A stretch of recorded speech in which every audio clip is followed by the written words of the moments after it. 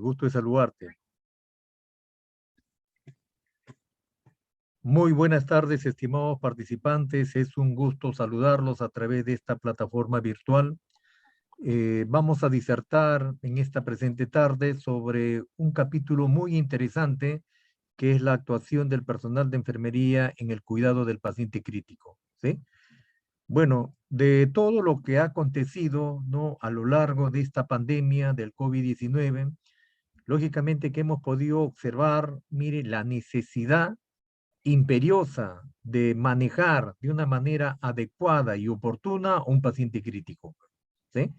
Por eso que en esta presente tarde vamos a tratar de brindarles toda la información que sea pertinente, que sea necesaria para que ustedes puedan mejorar sus competencias profesionales, ¿sí?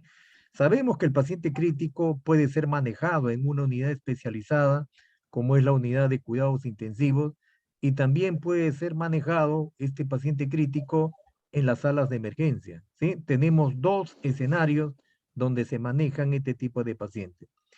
Lógicamente que la participación del personal de enfermería juega un papel protagónico en el cuidado de este tipo de pacientes. Acuérdese que el personal de enfermería tiene la responsabilidad del cuidado las 24 horas del día. Por eso que necesariamente tiene que tener ciertas capacidades para poder interpretar todos los indicadores, todas las variables, ¿no?, que nosotros utilizamos, ¿no?, para este tipo de cuidados especializados en este paciente crítico, ¿sí? Les voy a agradecer, por favor, a lo largo de la exposición. Ustedes pueden formular sus interrogantes a través del chat o, caso contrario, también pueden activar el audio para que puedan formular sus interrogantes. Lo único que les voy a agradecer, por favor, no se queden con la duda, ¿sí? Es preferible expresarlo. A veces nosotros tenemos alguna duda que por ahí nos pueda limitar nuestra participación. Por eso que aprovechemos estos momentos para poder absorber, ¿no?, las dudas que posiblemente se puedan generar a raíz, ¿no?, de este capítulo tan interesante que es el cuidado del paciente crítico, ¿no? Muy bien. Siempre, por favor, como es de costumbre, debemos agradecer a nuestro Hacedor por la vida y por la salud.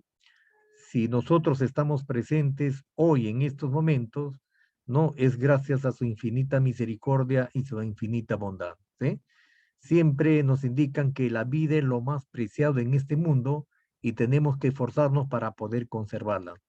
Por eso que somos profesionales de la salud, con una dedicación y una entrega total en el cuidado de cualquier tipo de paciente, ¿sí? Por eso que esa es nuestra vocación en el cuidado de los pacientes, ¿sí? Y este paciente que vamos a disertar el día de hoy, lógicamente que es un paciente especial. Muy bien. ¿A quién denominamos paciente crítico o quién es el paciente crítico? En la actualidad se considera paciente crítico aquella persona que presenta cambios agudos, ¿no?, en los parámetros fisiológicos y bioquímicos, que lo colocan en riesgo de morir, pero que tiene algunas evidencias o tiene posibilidades de recuperación, ¿sí? A veces en esta pandemia, lamentablemente del COVID-19, muchos de los pacientes que ingresaban a las salas críticas ingresaban porque tenían alteración respiratoria, alteración cardiovascular, alteración neurológica y alteración del medio interno. Lógicamente que hemos visto que los pacientes ingresaban catastróficamente mal, y algunos han superado esta etapa crítica y otros lamentablemente, no, en un alto porcentaje, lamentablemente no pudieron superarlo. Por eso que es importante que cuando nosotros hacemos el abordaje de un paciente crítico de esta naturaleza, necesariamente algo relevante, algo importante es la valoración clínica, ¿sí? Nosotros contribuimos en el cuidado realizando una adecuada valoración clínica. Nosotros tenemos que alertar esos cambios, ¿no?, fisiológicos que se presentan de una manera introspectiva en el paciente, ¿sí? Entonces tenemos que reconocerlos en forma temprana para evitar que el paciente progrese a la muerte. Por eso que es necesario, cuando manejamos un paciente crítico, hacer la revisión anatómica, hacer la revisión fisiológica, fisiopatológica, semiológica, farmacológica, bioquímica y todo lo que sea necesario. Porque necesariamente, ¿qué es lo que tenemos que hacer? Entender y comprender estos cambios. ¿Por qué se están presentando? ¿No? Eso es nuestra capacidad para poder determinar cómo nosotros podemos contribuir. ¿Sí? Hasta el mismo personal médico a veces tiene algunas limitaciones, algunas debilidades en el cuidado del paciente crítico. Lo hemos visto lamentablemente en esta pandemia. A veces por falta de experiencia, por falta de conocimiento, a veces se han cometido algunos errores. ¿Sí? Y por eso que nosotros tenemos que fortalecernos de una manera continua, de una manera sostenida. ¿Sí? ¿Cuáles son los objetivos en el cuidado del paciente crítico? Lógicamente que un objetivo muy importante es restablecer la oxigenación y la ventilación. Ustedes saben que nuestras células, ¿qué necesitan para su metabolismo celular? Una célula, el principal ingrediente para el metabolismo celular es el oxígeno. Nuestra célula necesita nutrientes, necesita aminoácidos, necesita glucosa, necesita lípidos, necesita sales, necesita minerales, necesita agua, pero lo más importante que necesita la célula es el oxígeno. Acuérdate que cuando la célula utiliza oxígeno y utiliza glucosa, ¿qué genera? Genera la formación de ATP. Aproximadamente, ¿cuántos ATP se genera? Se genera 36 moléculas de ATP. Y acuérdate que el ATP es la energía, es el ingrediente principal, ¿no?, de toda la actividad celular. Sin ATP va a generar una serie de disfunciones orgánicas. Por eso que nosotros tenemos que observar, cada vez que manejamos este paciente crítico, necesariamente tenemos que observar los niveles de oxigenación. ¿Y cómo lo hacemos? Lógicamente que lo hacemos a través de la interpretación básica de gases arteriales. Tenemos que tener la capacidad de poder interpretar los disturbios primarios. Una acidosis metabólica, una acidosis respiratoria, una alcalosis respiratoria, una alcalosis metabólica. Son disturbios que se presentan en este tipo de pacientes críticos. ¿Sí? Por eso que es importante conocer su nivel de oxigenación. Y también saber cómo está ventilando. Conocer cómo está su patrón ventilatorio. A veces el paciente puede presentar alteración en el patrón ventilatorio. Puede presentar un patrón irregular, ¿no? Como por ejemplo, un paciente con la famosa respiración de Cheyne-Stokes, un patrón respiratorio como la respiración atáxica, la famosa respiración de Kussmaul, entre otro tipo de patrones respiratorios. Entonces, eso también ha generado esta necesidad en el cuidado del paciente crítico. ¿Sí? ¿Qué más? También otro objetivo que es importante hacer mención es que se debe restablecer la demanda y el aporte de oxígeno a nivel de las células y los tejidos. ¿Qué lo mata al paciente? Lo mata la hipoxia tisular. ¿Sí? Si esta hipoxia tisular yo no lo revierto, lamentablemente este paciente pues, me va a generar falla orgánica multisistémica.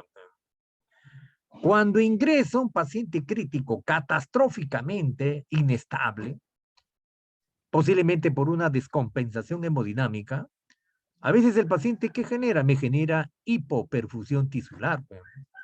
La hipoperfusión tisular me genera hipoxia tisular. La hipoxia tisular me genera metabolismo anaerobio. El metabolismo anaerobio me genera la muerte celular. La muerte celular me genera falla orgánica multisistémica y al final me genera la muerte del paciente. Por eso que es muy importante observar, ¿no?, cómo mi paciente no está oxigenando, cómo está ventilando y cómo está su perfusión tisular. Porque a mí lo que me interesa es la perfusión tisular, ¿sí? Porque a veces la perfusión tisular está alterado. Un paciente que tiene un llenado capilar mayor de 2 segundos. Un paciente que tiene una presión arterial media menor de 65. Un paciente que está hipotenso, taquicárdico, piel fría, pálida, sudorosa, pegajosa. Me está indicando que ese paciente posiblemente no está recibiendo adecuado aporte de sangre a nivel de las células y los tejidos. Y ese inadecuado aporte de sangre me genera inadecuado aporte de oxígeno. Entonces, ¿qué pasa? La célula entra en una disfunción celular. Y por eso que vamos a ver, pues vamos a ver un desequilibrio entre el aporte de oxígeno y el consumo de oxígeno. Eso también es necesario contemplarlo. ¿Qué más? Asimismo, nos indican que también es importante controlar y prevenir las complicaciones. ¿Sí? Ustedes me indican, en estos pacientes con COVID-19, lamentablemente, uno de los grandes problemas que hemos tenido es el intercambio gaseoso. ¿Sí? ¿Y por qué? Porque el alveolo estaba inflamado. Lamentablemente, este mortal virus no ingresaba a nuestra vía respiratoria y tenía mucha predisposición por los famosos neumocitos tipo 2. ¿Sí? ¿Y qué me generaba? Me generaba una alteración en el intercambio de gases. Y como me generaba ese deterioro del intercambio de gases, la sangre no se podría oxigenar, no se oxigenaba de una manera adecuada y eso me generaba mayor hipoxia. Por eso, para que el paciente no se me complique, tenía que anticiparme. Constantemente tengo que hacer monitoreo hemodinámico, tengo que hacer monitoreo respiratorio, tengo que hacer monitoreo neurológico y tengo que hacer monitoreo del medio interno. Eso es fundamental. Por eso que el paciente que trabaja en unidades críticas tiene que dominar esas áreas. Son fundamentales. ¿Sí? Y otro aspecto que también es importante, no solamente es la parte biológica, sino también es la parte psicoemocional. ¿Cuántos pacientes con COVID-19 han muerto con angustia, con desesperación por no ver a su familia? Han sido unas muertes terribles, ¿no? No poder despedirse de un ser amado.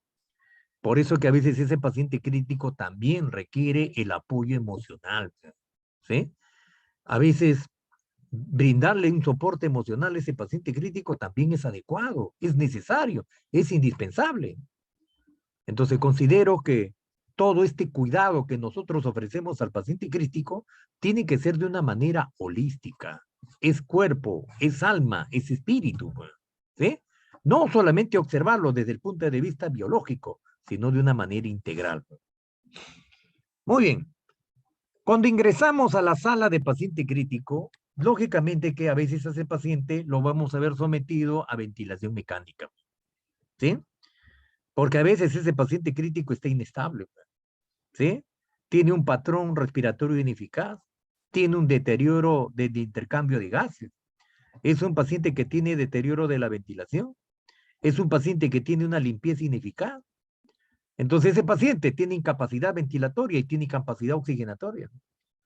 Si ese paciente no puede ventilar por sí mismo o es incapaz de ventilar, por eso que está el ventilador. Por eso que otra de tus capacidades es de que ustedes manejen la ventilación mecánica. En esta pandemia del COVID-19 es una necesidad conocer los modos ventilatorios, los parámetros ventilatorios, ¿sí? Porque no solamente es conectar al ventilador, no solamente es algo mecánico, no solamente es aspirar secreciones, no solamente es mantener la vía aérea permeable, no, sino también hay que observar cómo el paciente está respondiendo a estos modos ventilatorios, ¿sí? Por eso que la ventilación mecánica también ha generado una necesidad imperiosa, ¿sí? Por eso tengo que conocer los parámetros ventilatorios y tengo que conocer los modos ventilatorios. Se ha hecho una necesidad. Otra necesidad que se ha generado es la interpretación de los ritmos cardíacos, sobre todo las arritmias supraventriculares y las arritmias ventriculares. A veces nosotros observamos el monitor multiparámetros y observamos ritmos. Esos ritmos necesariamente tenemos que saber interpretarlos. Por eso que otra necesidad para el cuidado del paciente crítico es la interpretación básica de ¿qué? De un electrocardiograma de 12 derivaciones. Mire, todas las necesidades que se han generado, ¿no? Del cuidado de estos pacientes críticos. ¿Qué más tengo que conocer? Tengo que conocer, ¿no? Los soportes inotrópicos que nosotros los brindamos al paciente crítico. Acuérdense, para darle soporte hemodinámico, voy a utilizar drogas. Y las principales drogas que nosotros utilizamos son los inotrópicos, ¿no? Tenemos que conocer los inotrópicos que actúan a nivel de los receptores alfa 1, alfa 2, beta 1, beta 2, de los receptores dopaminérgicos, ¿sí? Porque a veces el paciente puede ser pues, que esté con un shock séptico, ¿no? Necesito mejorar, ¿no? La resistencia vascular sistémica, ¿sí? Entonces, ¿qué necesito? Necesito drogas vasopresoras. O necesito mejorar la contractibilidad del músculo cardíaco. Es un paciente que tiene pobre contractibilidad. No sé, pues tendré que utilizar la famosa dobutamina, ¿sí? O la dopamina. Entonces, hoy, más que nunca, también se ha hecho la necesidad de conocer estos importantes elementos que nosotros utilizamos para el cuidado del paciente crítico, ¿sí? También los pacientes críticos son sometidos a cateterismo invasivo, porque necesariamente tenemos que ver cómo está la precarga, cómo está la poscarga, tenemos que observar, ¿no? Si el paciente no vaya a ser que me esté generando pues, una sobrecarga circulatoria que me puede conllevar a un edema agudo de pulmón. También tengo que tener bastante cuidado con el uso de ¿qué? De drogas, de infusiones. Por eso que a veces al paciente existe la necesidad de colocarle un catéter venoso central. O a veces existe la necesidad de colocarle un catéter de Swan-Ganz. ¿Para qué? Para poder hacer monitoreo hemodinámico. Acuérdese que hacemos monitoreo hemodinámico invasivo y no invasivo. ¿Sí? Fíjense todas las cosas que nosotros tenemos que conocer para cuidar un paciente crítico. ¿Sí? A este paciente tenemos que hacer un monitoreo de su diuresis. No vaya a ser que el paciente tenga problemas de tipo renal. ¿Sí? Entonces, por eso que cuando ingresamos a la sala de pacientes críticos, ¿no? No, este paciente, la primera vez que entramos, nos llama mucho la atención, ¿no? Tantos equipos que manejamos, ¿no? Lógicamente que me llama la atención. Pero poco a poco te vas a ir familiarizando, vas a ir conociendo. Y lo más importante es que ganes experiencia. La única forma de manejar a un paciente crítico es no realizándolo. Por eso que siempre le digo a mis estudiantes, tienes que manejarlo de una manera presencial. No tengas temor, enfréntate. Todos hemos aprendido así, ¿no? Con nuestras propias experiencias hemos ido aprendiendo. Pero lo único que sí que te pido, por favor, no cometas errores. Y para no cometer error, tienes que preguntar, ¿sí? Por eso que algo que no conozca, mejor pregunta, ¿sí? Pregunta. Porque a veces se cometen errores. A veces estos pacientes están con drenaje torácico, ¿sí? A veces están con drenaje torácico estos pacientes. Posiblemente le han generado una cirugía cardíaca, ¿no? Le han hecho, pues, ¿qué le digo? Le han hecho un trasplante cardíaco, ya esa es una cirugía altamente especializada, un recambio valvular por ahí, ¿no? Un cateterismo cardíaco, le han colocado un stent. También, esos pacientes críticos también ameritan ese tipo de cuidados, ¿sí? En realidad, este mundo del cuidado del paciente crítico es amplio, ¿sí? Y por eso que ustedes van a ir ganando experiencia a medida que ustedes vayan participando, ¿sí? ¿Cuáles son los órganos que se ven afectados? ¿sí? Como ustedes están observando, ¿no? En un paciente crítico puede estar afectado el encéfalo, ¿sí? A veces nosotros nos preguntamos, ¿no? ¿Por qué el paciente tiene deterioro neurológico? ¿Cuál es la causa del deterioro neurológico? ¿Por qué el paciente está en estado de estupor, está en estado de coma? ¿Sí? ¿Por qué el paciente presenta ese tipo de características? ¿Qué es lo que está pasando? ¿Sí? Entonces tenemos que reconocer cuál es la probable causa de ese deterioro neurológico. Acuérdate que a veces en la sala de cuidados de paciente crítico, a veces puede ingresar pues, un paciente con antecedente de un trauma craneal grave, una escala de coma de Glasgow 8 o menor de 8, un paciente que me está haciendo hipertensión endocraniana, una hemorragia activa, ¿no? Que me está generando, me está comprometiendo el encéfalo y posteriormente me va a comprometer, ¿qué? Me va a comprometer el tronco encefálico, ¿sí? A veces nosotros nos preguntamos, ¿qué es lo que está pasando? ¿Por qué el paciente disminuye su nivel de conciencia de una manera progresiva? Cuando yo tuve contacto con el paciente, estuvo con Glasgow 14, después bajó a 12, después a 10, después a 8, después a 6 y después está en 3. ¿Qué pasó con ese paciente? Lógicamente que esa lesión craneal, esa lesión cerebral, posiblemente lo esté conllevando a ese deterioro neurológico. ¿Sí? Y acuérdate que la sangre, cuando se acumula en el espacio intracraneal, me va a generar pues un desequilibrio de los compartimientos cerebrales. Acuérdate que a nivel intracraneal, el encéfalo ocupa un 80%. El líquido cefalorraquídeo ocupa un 10% y el flujo sanguíneo cerebral ocupa un 10%.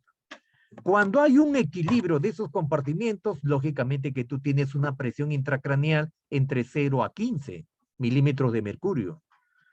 Por eso que tú en estos momentos, tu nivel de conciencia estás en estado de alerta o vigilia.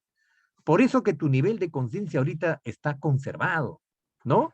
Entonces estás ahorita con Glasgow 15, ¿sí? Porque tienes una adecuada perfusión cerebral, ¿no? Estás recibiendo un adecuado aporte de sangre. Y si recibes un adecuado aporte de sangre, recibes un adecuado aporte de oxígeno. Acuérdate que tu encéfalo es uno de los principales órganos que consume la mayor cantidad de energía. ¿Cuánto consume? 20%. ¿Y cuánto consume del oxígeno? 40%. Por eso que es un órgano vital, importante. ¿Sí? Y acuérdate que el encéfalo es el que comanda, conduce toda, regula todas las otras funciones. Por eso que un daño cerebral lamentablemente nos puede conllevar a la muerte. ¿Sí? Por eso que cuando tú estás haciendo monitoreo de tu paciente crítico, necesariamente, si tu paciente está con ventilación mecánica, está bajo efecto de sedación, vas a tener que utilizar la famosa escala de sedación, ¿no? La famosa escala de Ramsay, para que puedas determinar, ¿no? Cuál es su nivel de, cuál es su nivel cognitivo, su nivel de conciencia, ¿sí? Posiblemente esté inducido a coma profundo. Cuando está despierto, lógicamente que utilizará la escala de coma de Glasgow. Con el Glasgow vas a determinar, ¿no? Si el paciente está en un coma profundo. ¿Sí? Muy bien.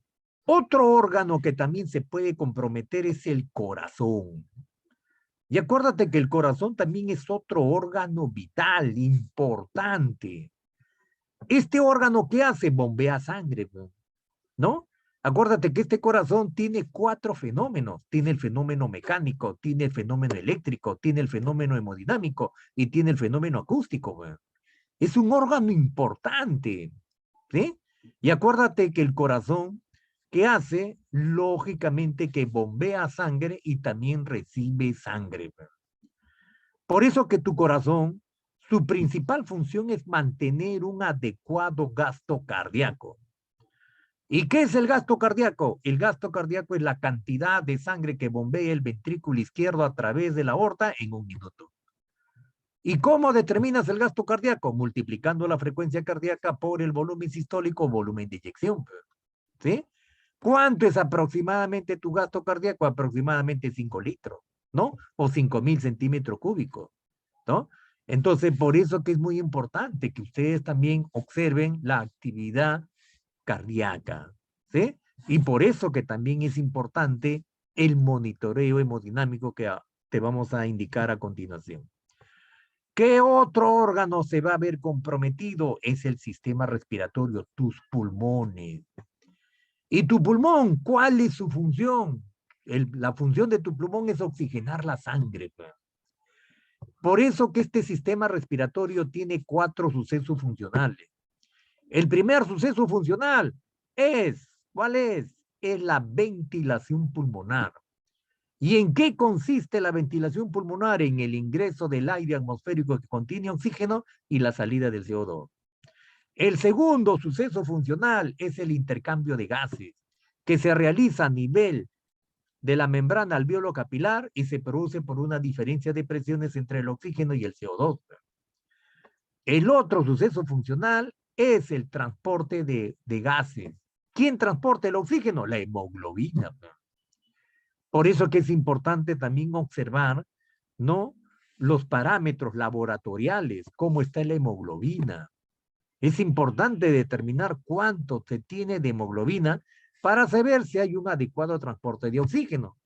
No vaya a ser que el paciente tenga un problema renal y este paciente con problema renal tiene una disminución significativa de la hemoglobina. Porque acuérdate que el riñón, lógicamente, ¿qué elabora? Elabora la famosa eritropoyetina, ¿no? Entonces, esa eritropoyetina es la que va a generar la formación de ¿qué? De los nuevos glóbulos rojos. Por eso que cuando yo tengo un problema renal, también puede alterar la formación de la hemoglobina. Y este riñón, que también interviene, es importante la función renal porque regula el equilibrio hidroelectrolítico. Este riñón te mantiene el equilibrio ácido-base. Es importante, ¿sí?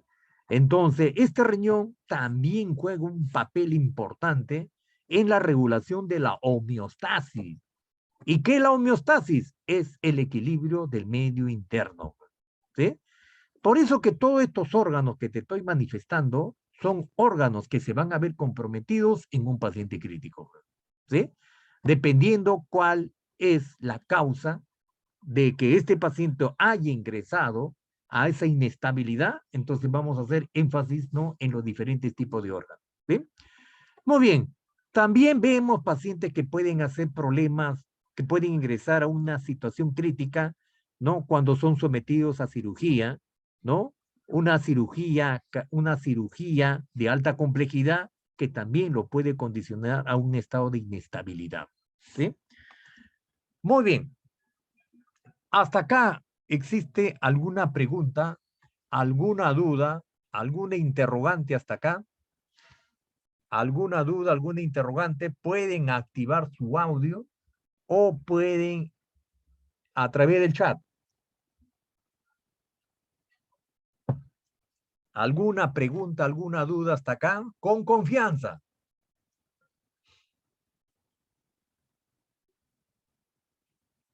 Muy bien. No tengo preguntas en el chat. Vamos a continuar. Muy bien. Cuando usted valoran a un paciente crítico, lógicamente que tú vas a observar, ¿qué es lo que observas tú? Observas el famoso monitor multiparámetro. ¿Ah? Observas el famoso monitor multiparámetro. ¿Sí? Por eso que cuando tú observas el monitor, tú vas a ver los ritmos cardíacos. ¿Sí? Te había indicado que es importante que identifiques en el ritmo cardíaco, ¿no? La famosa onda P, que es la despolarización de las aurículas, el QRS, que es la despolarización de los ventrículos, y la onda T, que es la repolarización de los ventrículos. Necesariamente es pertinente que ustedes conozcan los ritmos cardíacos. Las arritmias supraventriculares y las arritmias ventriculares. Es necesario. Por ejemplo, la taquicardia sinusal, la taquicardia paroxística supraventricular, ¿no? El flúter auricular, la fibrilación auricular, el bloqueo auriculoventricular de primer grado, de segundo grado, de tercer grado. Eso también se ha hecho una necesidad. A veces tienes un paciente que ingresa a la sala de pacientes críticos con un infarto agudo de miocardio. A veces ingresa con shock cardiogénico. Y puede haber alteraciones en el EKG, puede haber un supradesnivel del segmento ST o un infradesnivel del segmento ST. A veces el paciente se nos puede infartar, ¿no? Ustedes han visto que en esta pandemia del COVID-19, lógicamente que los pacientes con COVID generaban alteraciones de la coagulación, ¿no? Había alteración de la coagulación.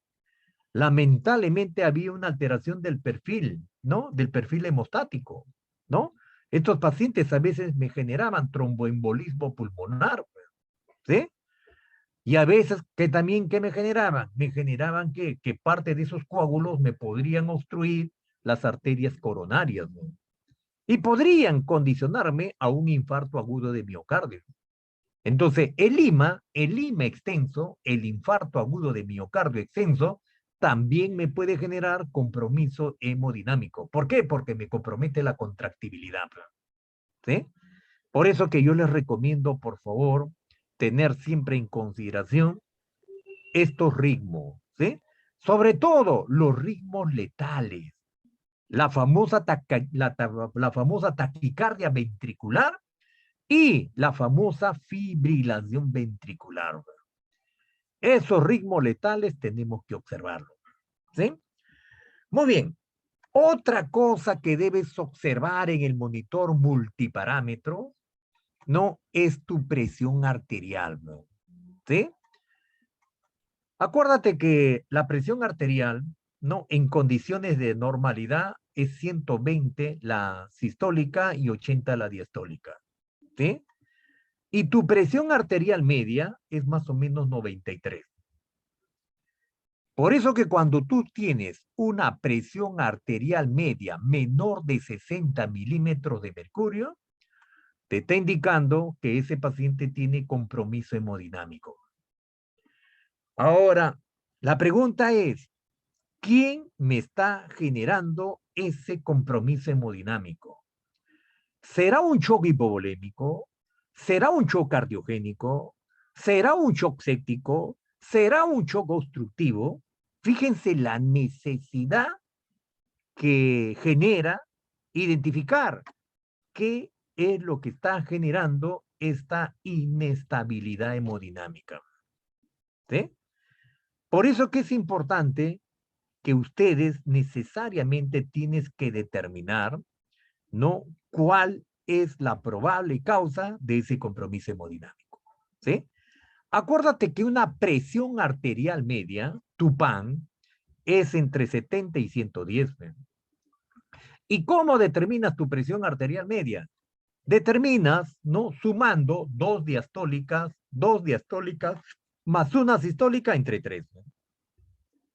Por eso que una presión arterial media de 120/80 es 93. ¿Sí? ¿Y esto qué me está indicando? Esto me está indicando que el gasto cardíaco en ese paciente está conservado cuando tiene un PAN de 93. Pero cuando tiene una presión arterial media menor de 60, me está indicando que el paciente tiene compromiso hemodinámico. ¿Cuándo más me indica que el paciente tiene compromiso hemodinámico? Cuando tiene una presión arterial sistólica menor de 80 milímetros de mercurio o cuando hay una disminución entre 20 y 30 milímetros de mercurio de su presión habitual.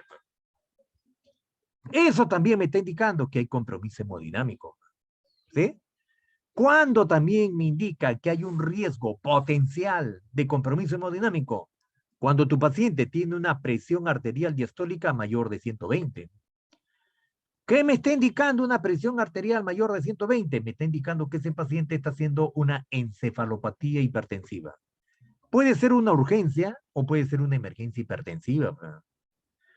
Entonces ese paciente va a requerir ayuda, ¿sí? Cuando se trata de una urgencia o de una emergencia hipertensiva.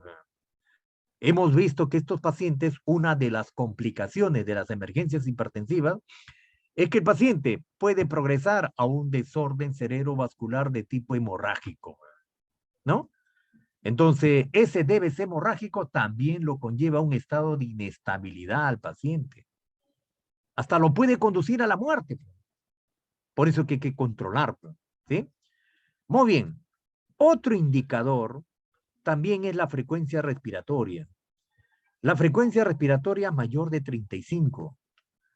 Acuérdate que el paciente cuando incrementa la frecuencia respiratoria es por un déficit de oxígeno a nivel de las células y los tejidos, ¿sí? Acuérdate que la presión parcial de oxígeno, cuando lo medimos en gases arteriales, lógicamente que la presión parcial de oxígeno en sangre arterial es entre 80 y 100 milímetros de mercurio. Por eso que nosotros hablamos de hipoxemia leve cuando la presión parcial de oxígeno es menor de 80. Hipoxemia moderada cuando la presión parcial de oxígeno es menor de 60. Hipoxemia grave, severa, es cuando es la presión parcial de oxígeno es menor de 40. Entonces, indican que a nivel acá de las arterias carótidas, acá nosotros tenemos unos vasoreceptores. Estos vasoreceptores son como unos espías que se van a activar cuando tu presión parcial de oxígeno es menor de 60. ¿Sí? Entonces, este vasoreceptor envía un mensaje a tu centro respiratorio que está en el tronco encefálico, vale decir específicamente al bulbo raquídeo, y el bulbo, ¿qué hace? Lógicamente que activa a las neuronas inspiratorias. ¿Para qué? Para que incremente el trabajo respiratorio. Y por eso que tu frecuencia respiratoria se incrementa de una manera progresiva. ¿Sí? ¿Y por qué se está incrementando? Porque hay un déficit de oxígeno a nivel de sangre arterial. ¿Cuánto está el oxígeno? Menor de 60 milímetros de mercurio. Si tenemos un déficit de oxígeno en sangre arterial, lógicamente que eso me va a generar una hipoxia de las células y los tejidos. Por eso que el paciente va a respirar rápido. Y eso es lo que hemos visto con los pacientes con COVID-19. ¿Sí? Muy bien. Y otro indicador que también vas a tener en consideración cuando evalúas este paciente crítico, cuando tiene los signos vitales alterados, es la frecuencia del pulso. A veces tu paciente puede ser pues, una taquicardia mayor de 150 o te puede ser una bradicardia menor de 40. En ambos extremos es peligroso. Acuérdate que una taquicardia sostenida, una taquicardia ventricular sostenida es peligrosa. Me altera, ¿no? Me altera. ¿Me altera qué? Me altera mi gasto cardíaco. ¿Por qué? Porque no hay un adecuado llenado ventricular. ¿Y por qué no hay y por qué no hay un adecuado llenado ventricular? Porque no está recibiendo, el ventrículo no recibe un adecuado aporte de sangre. Acuérdate que el ventrículo aproximadamente debe recibir un aporte de sangre entre 50 y 100 centímetros cúbicos de sangre en cada latido. Un promedio de 70. ¿Sí? Un promedio de 70. Entonces, cuando no recibe adecuado volumen sistólico, ese ventrículo no recibe un adecuado aporte de sangre, lógicamente que no va a generar adecuada contractibilidad. Porque acuérdate que para que exista una adecuada contractibilidad, ¿qué se requiere? Se requiere un adecuado volumen sistólico. Pero como tu paciente, su corazón está latiendo rápido, ¿no? Está haciendo pum, pum, pum, pum, pum, pum, pum. ¿Qué está pasando? No está generando un adecuado llenado ventricular. Y por consiguiente, tu paciente se va a descompensar hemodinámicamente. ¿Sí? Y cuando hace bradicardia, también es el otro problema. Se va enlenteciendo progresivamente la frecuencia respiratoria, la frecuencia cardíaca, hasta que el paciente puede ser pues una parada cardíaca. ¿no? Acuérdate que el simpático genera acción adrenérgica, te incrementa la frecuencia cardíaca. El parasimpático te genera acción colinérgica, te disminuye la frecuencia cardíaca. Por eso que en ambos casos tenemos que tener como referencia cada uno de estos parámetros. ¿Sí? Muy bien. Ante esa evidencia,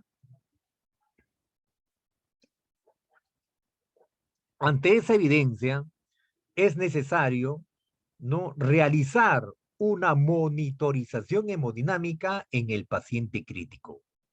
Es fundamental hacer monitoreo hemodinámico. ¿Sí? Por eso que la monitorización hemodinámica nos indica que es una herramienta de indudable valor para la evaluación del paciente crítico. ¿Sí? Entonces, ¿qué te va a indicar la forma como está progresando tu paciente? ¿Sí? Son indicadores que tú lo tienes que manejar de una manera adecuada. Debe haber precisión en estos indicadores. Por eso que les repito, yo sé que de la noche a la mañana no vas a aprender todo, pero lo vas a ir aprendiendo progresivamente. ¿Sí? Los años de experiencia es lo que nos da seguridad. Al comienzo también tenemos algunas dificultades, porque recién comenzamos a aprender. ¿Sí? Pero mientras que tengas más contacto con el paciente crítico, lógicamente que vas a tener mejores posibilidades de aprendizaje y vas a tener más seguridad y más confianza. Por eso que no te resistas al cuidado del paciente crítico. Enfréntate. Y lógicamente que te va a ayudar bastante. Te digo por experiencia personal. ¿Qué más? Este monitoreo hemodinámico también me permite detectar y determinar el origen de la inestabilidad hemodinámica. Nos guía la elección del tratamiento más adecuado. Acuérdate que si yo considero, tú valoras bien, determinas bien cuál es el origen, cuál es la causa de la inestabilidad hemodinámica, vas a poder intervenir. Ejemplo, un paciente con shock séptico. Y acuérdate que un paciente con shock séptico, el problema ¿cuál es? Es la resistencia vascular sistémica. Entonces, ese paciente con shock séptico posiblemente me está presentando inestabilidad hemodinámica. ¿Por qué? Porque está generando vasodilatación. Ahora te voy a explicar por qué genera vasodilatación ese paciente. ¿Sí? Muy bien. Dentro de los objetivos del monitoreo hemodinámico, tengo que conocer de una manera objetiva y constante el estado hemodinámico, las alteraciones fisiológicas y observar cuáles son las tendencias de las variables. ¿Sí? Por eso que ustedes han visto que se manejan varios registros, ¿no? Tanto en la UCI como en la sala de emergencia. Tienes que tener ese registro porque estás haciendo monitoreo y estás observando cuál es esa tendencia. También nos sirve como medida anticipatoria. ¿Para qué? Para prevenir la morbimortalidad. A veces tú me dices, no, el PAN no mejora. ¿En cuánto está el PAN? Menor de 65. Hace una hora estaba en 65. ¿Cuánto está ahorita? En 60. Pasa una hora y está en 50. Pasa otra hora y está en 40. ¿Qué está pasando? Estamos perdiendo ese paciente. Entonces, por eso que es necesario considerar estas medidas anticipatorias. ¿Sí? ¿Qué más nos permite? Nos permite dirigir la conducta, ver resultados y cambios fisiológicos secundarios a las intervenciones realizadas. Por eso que yo les recomiendo, por favor, ustedes tienen la capacidad de elaborar etiquetas diagnósticas. Tienes la capacidad de elaborar, ¿no?, clasificación de resultados, no. Tienes la capacidad de elaborar clasificación de resultados NIC. Y también tienes la capacidad de poder evaluar si tus intervenciones fueron efectivas o no fueron efectivas. Porque necesariamente se tiene que valorar lo que yo he generado. Una intervención tengo que indicar, ¿fue efectiva o no fue efectiva? Ejemplo, estoy haciendo reposición de volumen. Si estoy haciendo reposición de volumen, tiene que haber una respuesta. ¿Y cuál es la respuesta? La respuesta es que se genere diuresis, que se produzca orina y que mejore la perfusión de las células y los tejidos, que mejore la presión arterial. Esa es la respuesta. Por eso que es necesario generar cada uno de estos indicadores. También nos indican que se debe determinar la probabilidad de supervivencia. Ustedes han podido observar que en estos pacientes críticos con COVID-19, ¿no? Algunos pacientes ya eran desahuciados. Decían, no, ya este paciente ya no pasa de la noche, ya no pasa de esta noche. Y en verdad, ya no pasaba, amanecía cadáver. ¿Y por qué? Por el compromiso hemodinámico, por el compromiso respiratorio, por el compromiso del medio interno, por el compromiso neurológico. Lastimosamente era tan fuerte la complicación que era difícil revertirlo. Ya lastimosamente había afectado los órganos vitales. Este mortal COVID, este mortal virus. Entonces ya era complicado sacarlo de ese cuadro crítico, pese a todos los esfuerzos denodados, intensos que se han realizado. ¿Sí? Por eso que es necesario observar estas tendencias. Muy bien. Hasta acá, ¿alguna pregunta? ¿Alguna duda? ¿Alguna inquietud?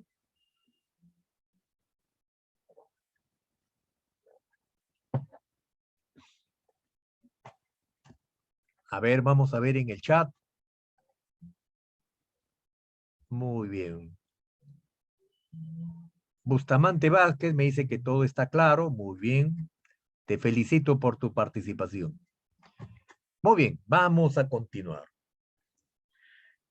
Algo que es necesario, también fundamental, en el cuidado del paciente crítico, es de que ustedes me determinen el gasto cardíaco. Por favor, no solamente lo realice el médico, sino también lo realice el profesional de enfermería. ¿Sí? Y esto es una necesidad, porque ustedes utilizan una etiqueta diagnóstica que dice disminución del gasto cardíaco, riesgo de disminución del gasto cardíaco, perfusión tisular periférica ineficaz, riesgo de perfusión tisular periférica ineficaz. Utilizas una serie de etiquetas diagnósticas. Y por eso que es importante y por eso que es necesario determinar con precisión el gasto cardíaco. ¿Sí? Entonces, este gasto cardíaco, ¿cómo lo determino? ¿Cómo? Lo voy a determinar multiplicando la frecuencia cardíaca por el volumen sistólico o volumen de eyección. ¿Sí? Entonces, ¿cuánto es la frecuencia cardíaca cuando es regulado por el nódulo sinusal? Esta frecuencia cardíaca es entre 60 y 100. Por eso que se dice mayor de 100 es taquicardia, menor de 60 es bradicardia. ¿Cuánto es el promedio? Bueno, será P70, ya 75, 80, el promedio de tu frecuencia cardíaca. El volumen sistólico es la cantidad de sangre que inyecta el ventrículo en cada latido. ¿Y cuánto es ese volumen que inyecta en cada latido? Lógicamente que ese volumen es entre 50 y 100, y más o menos una media de 70. ¿Sí? Ustedes deben haber escuchado el famoso volumen telesistólico o telediastólico. Cada vez que tú escuches de volumen telesistólico, es el volumen al final de la sístole. Y cada vez que tú escuches un volumen telediastólico, es el volumen al final de la diástole. ¿Sí? Entonces, nosotros necesitamos, para que tu corazón bombee con eficacia, necesitas un adecuado volumen sistólico. Y este volumen sistólico, ¿de qué va a depender? Va a depender de una adecuada precarga. ¿Sí? Y la precarga, lógicamente que hace referencia al llenado ventricular. Por eso que cada vez que hablamos de precarga, Estamos hablando de la capacidad que tiene el ventrículo de poder distenderse o poder elongarse. ¿Para qué? Para facilitar el llenado ventricular. Acuérdate que tu corazón no tiene fibra, tiene fibra. Tu corazón tiene células eléctricas y células mecánicas. ¿Sí? Acuérdate que tu corazón es un músculo estriado, ¿sí? Con capacidad contráctil. Y también tiene con capacidad de ¿qué? De dilatarse. Pues. Por eso que tiene fibras que le ayudan a la dilatación. Pues. Por eso que cada vez que ingresa la sangre a tu ventrículo, ¿qué se va a generar? Se va a generar una tensión, una fuerza. Pues. ¿Sí? Es igualito, por ejemplo, cuando tú estás llenando un globo con agua. Pues. ¿Sí? Agarras tú una jeringa, vamos a suponer que tú agarras una jeringa, ¿no? ¿Y cuánto es el volumen que va a recibir ese ventrículo? 70 centímetros cúbicos. Entonces tú imagínate que el globo es tu ventrículo. Agarras una jeringa con 70 centímetros y tú comienzas a llenar el globo. ¿Sí? Ese llenado ventricular es tu precarga. ¿Sí? Por eso que acuérdate que en algunos casos tu precarga se puede ver alterada. ¿Sí? ¿Y por qué? Porque lastimosamente, por ejemplo, en el shock hipovolémico, a veces no retorna el volumen que salió. ¿Cuánto de volumen salió? 5 litros. ¿Cuánto de volumen retorna? 3,5 litros. ¿Cuánto de volumen se perdió en el camino? 1,500. ¿Y por qué se perdió ese volumen? Por una hemorragia externa, visible. Entonces, esa precarga se va a alterar. ¿Sí? Y si se altera la precarga, se altera la contractibilidad. Porque esta contractibilidad va a ser efectiva siempre en cuando tú tengas un adecuado llenado ventricular. Porque si tú tienes un llenado ventricular insuficiente, no vas a generar una adecuada contractibilidad. Y si no hay una adecuada contractibilidad, no vas a generar una adecuada poscarga. La poscarga está referido a la eyección, a la salida de la sangre. Por eso que llamamos poscarga a la capacidad que tiene el ventrículo de poder contraerse y facilitar la salida de la sangre del ventrículo a través de la aorta. Entonces, para que sea efectivo esa poscarga, tiene que haber adecuada contractibilidad. Por eso que en los pacientes con shock hipovolémico tengo que hacer restablecimiento rápido del volumen perdido. Porque si no, ¿qué va a pasar? Este paciente se nos va a descompensar, va a tener inestabilidad hemodinámica, va a ingresar, ¿no? A un tipo de shock refractario y se te puede morir, ¿no? Muy bien. ¿Y esta precarga de quién depende? Depende de una adecuada distensibilidad. Acuérdate que en los pacientes hipertensos, uno de los grandes problemas en la hipertensión es el incremento del trabajo cardíaco. Acuérdate que a medida que vamos envejeciendo, uno de los grandes problemas que tenemos es que la elasticidad de tus arterias van disminuyendo progresivamente. La arteria de la persona adulta, mayor de 60 años, 70 años, es menos distensible, es menos elástica y son más rígidas. Y por eso que mi corazón tiene que hacer mayor esfuerzo para bombear la sangre. Entonces, como hace mayor esfuerzo, lógicamente, ¿qué pasa con ese corazón? Ese corazón se comienza a dilatar. Se comienza a dilatar.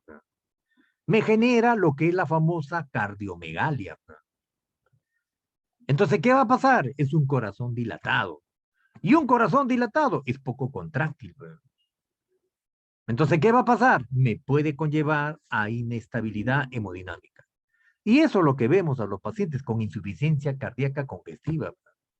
¿Sí? Esa insuficiencia cardíaca congestiva puede ser por un ventrículo dilatado o por una hipertrofia cardíaca.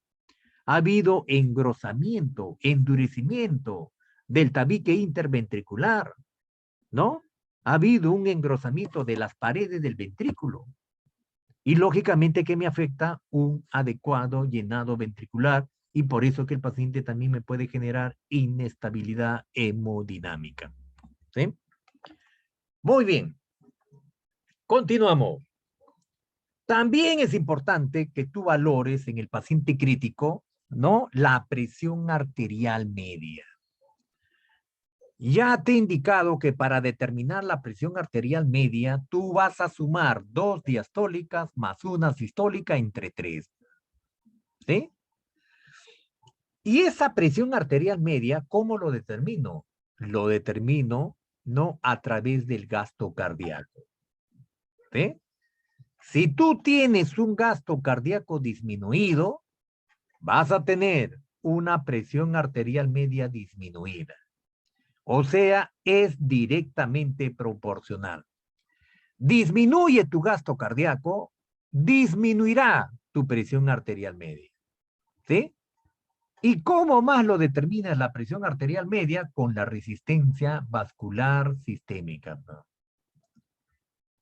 Entonces, si yo tengo poco volumen o mi volumen circulante, ¿no? Mi volumen circulante está disminuido, lógicamente que la arteria aorta ofrecerá menor resistencia, ¿no? A la salida de la sangre. Pero la resistencia vascular se va a incrementar a nivel periférico.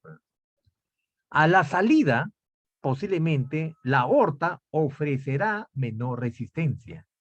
Pero a nivel periférico, a nivel de las arteriolas, la resistencia posiblemente esté incrementado. ¿Y por qué se incrementa? Acuérdate que el gran problema que tenemos cuando disminuye tu gasto cardíaco, disminuye tu resistencia vascular sistémica, se genera menor presión sanguínea, la circulación se enlentece. Y al enlentecerse la circulación, la sangre se vuelve más densa. ¿Sí? La sangre se vuelve más densa. Y por eso que esa densidad de la sangre incrementada genera mayor resistencia al flujo de sangre. Por eso que tenemos que corregir ese problema. Tú no puedes permitir mucho tiempo que el paciente pues, esté con una hipotensión arterial sostenida. Por eso que a veces utilizas los famosos vasopresores. ¿Como cuáles? Como la noradrenalina. La noradrenalina es un importante vasopresor. ¿Para qué? Para incrementar la resistencia vascular sistémica. ¿Sí? Por eso que tenemos que saber cómo actuar, pero ¿en base a qué? En base a lo que estamos evidenciando. ¿Sí? Muy bien. Y ya este gasto cardíaco ya te he indicado que tú lo determinas por la frecuencia cardíaca y el volumen sistólico, ¿no? Y este volumen sistólico va a depender de un adecuado volumen intravascular y también va a depender de una adecuada contractibilidad y también va a depender de una adecuada poscarga. ¿Sí? Por eso que es necesario asociar cada uno de estos indicadores para poder determinar si es que tu paciente tiene inestabilidad hemodinámica y cuál es la probable causa. ¿Sí? Muy bien. Acuérdate que cada vez que hablamos de flujo y cada vez que hablamos de presión, ¿no? Flujo es el contenido. Flujo es el contenido. ¿Sí? Flujo, estamos hablando de flujo sanguíneo, es el contenido. Entonces, cuando estamos hablando de presión, es este flujo sanguíneo, ¿no? Acuérdate que estas arterias ofrecen una resistencia al flujo de sangre. Esa resistencia me genera una presión, pues una presión arterial, pues, ¿sí? Por eso que tú mides la presión arterial, pues. ¿Para qué?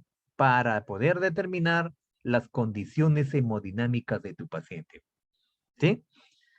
Muy bien, acuérdate que el corazón envía sangre al pulmón a través de la arteria pulmonar para que el pulmón se encargue de oxigenar la sangre y nuevamente retorna esta sangre rica en oxígeno, regresa al corazón izquierdo, a la aurícula izquierda, después pasa al ventrículo izquierdo y después el ventrículo izquierdo bombea la sangre a través de la arteria aorta a las células, a los tejidos y a los órganos. ¿Sí? Es una actividad constante, constante. Por eso que hay que cuidar a nuestro corazón, ¿sí? Cuando no cuidamos nuestro corazón, lamentablemente nos podemos ver afectados, ¿sí? Muy bien.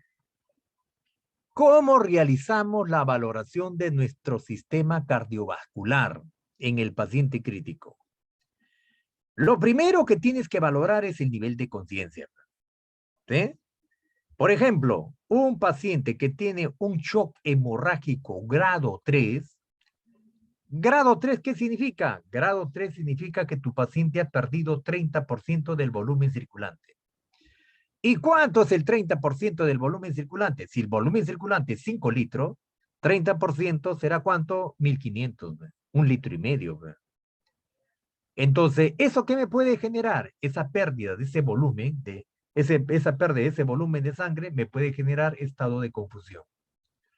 Cuando pierdo más del 40% del volumen circulante, vale decir 2000, ¿no? O más de 2000. Entonces, ¿qué significa eso? Significa que mi perfusión está alterada, ¿sí? Por eso que ese paciente puede generar un estado de letargia. ¿Y por qué? Porque las células cerebrales no están recibiendo adecuado aporte de sangre. Y si no reciben adecuado aporte de sangre, no reciben adecuado aporte de oxígeno. ¿Qué más tenemos que valorar? La frecuencia cardíaca, ¿sí? Si el paciente está haciendo bradicardia o si el paciente está haciendo taquicardia. Bradicardia o taquicardia. ¿Sí? Es interesante. ¿Qué más tienes que valorar? La temperatura corporal. Un paciente, por ejemplo, me puede generar hipotermia. Y usted me dice, pero profesor, ¿y por qué la hipotermia? ¿Cuál es la causa de la hipotermia? Acuérdate que la temperatura corporal es regulado por el centro de la termorregulación. ¿Y dónde está el centro de la termorregulación? Está en el hipotálamo. Pero ¿cómo se genera ese calor corporal? Se genera con la producción de ATP. ATP es tu energía. Pues. Si tu paciente está con una hipotermia, una temperatura de 35, significa que ese paciente no está produciendo adecuada cantidad de ATP. ¿Cuánto lo adecuado? 36. ¿Y por qué no está produciendo adecuado ATP? Porque tu paciente está perdiendo sangre. Está llegando menor aporte de sangre a las células y a los tejidos. La sangre está recibiendo poco aporte de sangre, entonces producirá poco aporte de oxígeno. Entonces, como no genera energía, genera poco ATP. De los 36 ATP que debe producir, genera 4. Es insuficiente. Entonces, ¿qué pasa? Tu paciente tiene una alteración en el metabolismo celular. No produce calor. Y eso se genera, ¿qué genera? Hipotermia. ¿Qué más? El llenado capilar. El llenado capilar, lógicamente que cuando tú valoras el llenado capilar en un paciente crítico, el llenado capilar, lo normal es menor de 2 segundos. Pero si tu paciente crítico tiene mayor de 2 segundos, lógicamente que eso me está indicando que el paciente tiene inadecuada perfusión de las células y los tejidos. Entonces, está llegando menor aporte de sangre a las células y a los tejidos. Peligroso, peligroso, porque un inadecuado aporte de sangre, un inadecuado aporte de oxígeno a las células y a los tejidos genera el famoso ácido láctico. Y el ácido láctico es lo que te va a matar al paciente. Por eso que tenemos que corregir, ¿no? Esa alteración en el paciente, esa inadecuada perfusión, lo tengo que corregir. Porque si no lo corrijo, generará, ¿qué va a generar? Va a generar mayor producción de ácido láctico. Y ese ácido láctico es mortal, ¿sí? También es importante que valore los pulsos. Cuando un pulso, ¿qué valoras en el pulso? La frecuencia, el ritmo, la intensidad, la amplitud del pulso. Un pulso débil y rápido me está indicando hipovolemia. Ya no pienses mucho, actúa, ya hay hipovolemia. Un pulso débil y rápido me está indicando hipovolemia. Te recomiendo en el paciente crítico, no te confíes de la máquina. A veces vemos el monitor multiparámetro. En el monitor multiparámetro veo la frecuencia cardíaca, la temperatura, veo la presión arterial, la oximetría de pulso. Entonces, no te confíes de la máquina. La máquina es máquina. Lo que tienes que es valorar el pulso. Tienes que verificar el pulso palpable. Porque el pulso, ¿qué te está indicando? El pulso te está indicando actividad circulatoria y actividad cardíaca. A veces el paciente te puede hacer parada cardíaca. Ese paciente crítico te hace parada cardíaca. Pero como está sometido a ventilación mecánica, está sometido a droga sinotrópica, ¿no? Está con catéter venoso central, le están pasando infusiones de noradrenalina, de dopamina, pero el paciente no tiene pulso. El paciente está haciendo actividad eléctrica sin pulso. Está en paro y no te das cuenta. Por eso que lo que tienes que hacer es verificar el pulso. Cada vez que recibes el reporte, verifica el pulso. No va a ser que te estén dando un cadáver. Entonces hay que verificar el pulso para poder determinar que sí el paciente tiene signos de vida. ¿Sí? Y tu presión arterial me indica si el paciente está haciendo hipertensión arterial o está haciendo hipotensión arterial. Porque se puede elevar la presión o también puede disminuir. Tienes que determinar esas condiciones. ¿Qué más? La oximetría del pulso. Entonces, la oximetría del pulso me va a poder permitir determinar cuánto está consumiendo el oxígeno las células y los tejidos. Tengo que ver el equilibrio entre el aporte y la demanda de oxígeno. A veces tu paciente está hipercatabólico, ¿no? Está con un hipercatabolismo intenso. ¿Y por qué? ¿Por qué está hipercatabólico? Porque está haciendo sepsis. Hay un incremento del consumo de oxígeno. Porque así como los pacientes con COVID, acuérdate que cuando ingresaba el virus, se activaba todo el sistema inmunológico. ¿Qué hacían nuestros anticuerpos? Nuestros anticuerpos buscaban al virus y se enfrentaba cuerpo a cuerpo. ¿Y qué pasaba? Lógicamente que lo que generaba es un incremento del metabolismo celular. Por eso que el paciente se incrementaba la temperatura corporal, hacía fiebre, 39, 40, 41 grados. ¿Por qué? Porque nuestros anticuerpos estaban tratando de destruir a ese mortal virus. Y el que vencía, lógicamente que si vencía el anticuerpo, favorecía la recuperación del paciente. Pero si vencía el antígeno, lamentablemente el paciente se moría. ¿Sí? ¿Qué más? El gasto urinario. Esa es otra necesidad, saber cuánto está produciendo orina. Acuérdate que la filtración glomerular aproximadamente en un minuto es 125 mililitros. En un minuto es 125 mililitros. ¿Cuánto es lo que se reabsorbe de agua? Es 124. Entonces, ¿cuánto se va a producir de orina? 1 mililitro. 1 mililitro minuto. ¿Cuántos minutos tiene? ¿Cuántos minutos tiene una hora? 60. Entonces, 60 mililitros. Por eso que se ha estandarizado una diuresis dentro del rango de normalidad entre 50, entre 30 y 50 centímetros cúbicos de volumen de orina horaria. Con eso tú me vas a poder determinar si tu paciente tiene, ¿no?, una diuresis conservada o tiene una diuresis alterada. Con eso, ¿no? Y lógicamente que en el paciente crítico yo le tengo que colocar pues una sonda vesical o una sonda Foley para poder medir la diuresis, ¿no? Porque tiene que haber un equilibrio entre el ingreso y los egresos. ¿Sí? Muy bien. Hasta acá. ¿Alguna pregunta? ¿Alguna duda hasta acá? Confírmeme, por favor.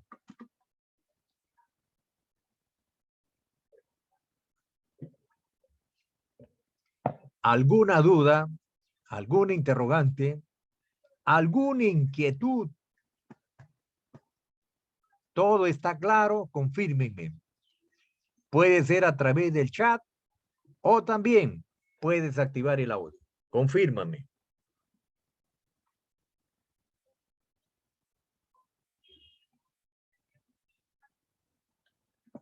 A ver, vamos a ver el chat. Todo está claro. Muy bien. Continuamos.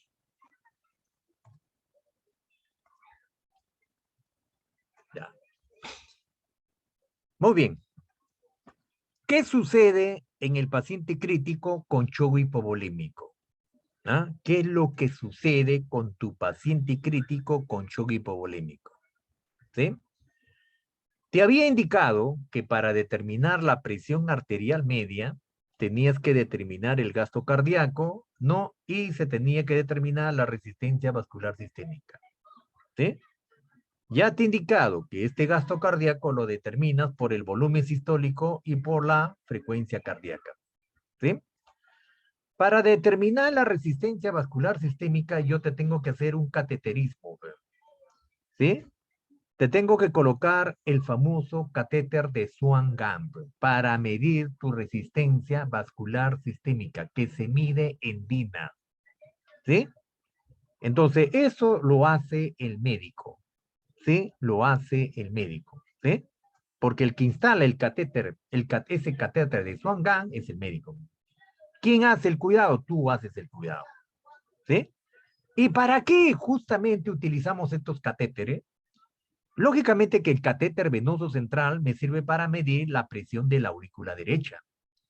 Y el catéter de Swan-Ganz me sirve para medir la presión de la aurícula. ¿Qué aurícula? De la aurícula izquierda. ¿Sí? Entonces, con el catéter venoso central, la presión de la aurícula. ¿Qué aurícula? De la aurícula derecha. Y con el otro catéter, quiero establecer la presión, voy a calcular la presión de la aurícula izquierda. ¿Por qué? Porque lo que yo necesito es que no exista sobrecarga circulatoria, ¿no?, en el pulmón, porque acuérdate que si existe sobrecarga circulatoria va a haber congestión pulmonar. ¿Sí? Por eso que es muy importante medir la presión venosa central. ¿Sí?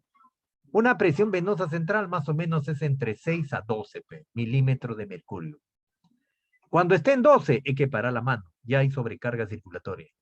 Cuando está menor de 6, hay déficit de volumen. Entonces tengo que incrementar el volumen para mantener la volemia. ¿No? Muy bien.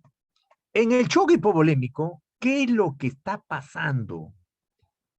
Hay un volumen intravascular. ¿Cómo está ese volumen intravascular? Hay depleción del volumen intravascular. ¿Y por qué hay esta depleción del volumen intravascular? Por pérdida.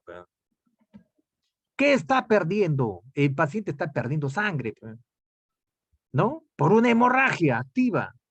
Puede ser por un traumatismo, ¿sí?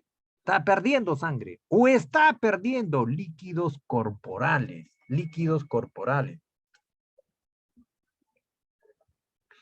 Ejemplo, un paciente gran quemado, por ejemplo.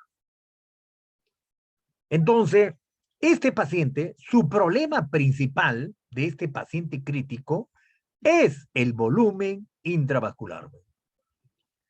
Por eso que en la sala de paciente crítico, ¿qué utilizamos? Utilizamos expansores de volumen sanguíneo. ¿Sí? ¿Cómo cuáles? Lógicamente que utilizamos como primera línea el cloruro de sodio al 9 por mil. ¿Sí?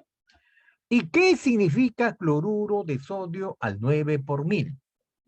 ¿Alguien sabe qué significa cloruro de sodio al 9 por mil? ¿Por qué estamos utilizando estos expansores del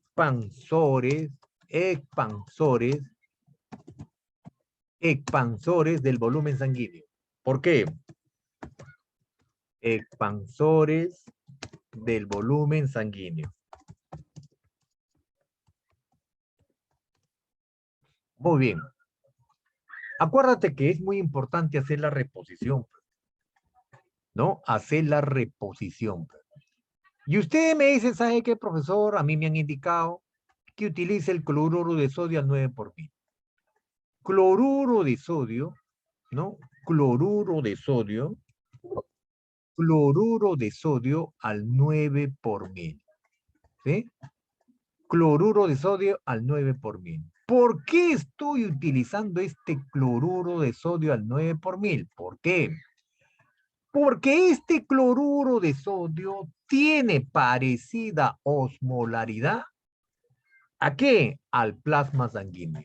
Tiene parecida osmolaridad que el plasma sanguíneo. ¿Sí? Ustedes saben que este cloruro de sodio, cloruro de sodio al 9 por mil, cloruro de sodio al 9 por mil, ¿qué significa? Al 9 por mil significa que en 100 cc, ¿cuánto hay? En 100 cc hay 0,9 gramos de sal. Si en 100 hay 0,9, en 1000 ¿cuánto habrá? En 1000 cc habrá ¿cuánto? 9 gramos. ¿Sí? Muy bien. Entonces, 9 gramos, ¿cuánto de osmolaridad tiene? Estos 9 gramos están diluidos en 1000 cc. 1000 cc. Entonces, ¿cuánto es la osmolaridad de este cloruro de sodio al 9 por mil? La osmolaridad del cloruro de sodio al 9 por mil es de 308 miliosmoles. ¿Y cuánto es la osmolaridad plasmática? La osmolaridad plasmática. ¿Cuánto es? La osmolaridad plasmática es de 285 a 295 miliosmoles.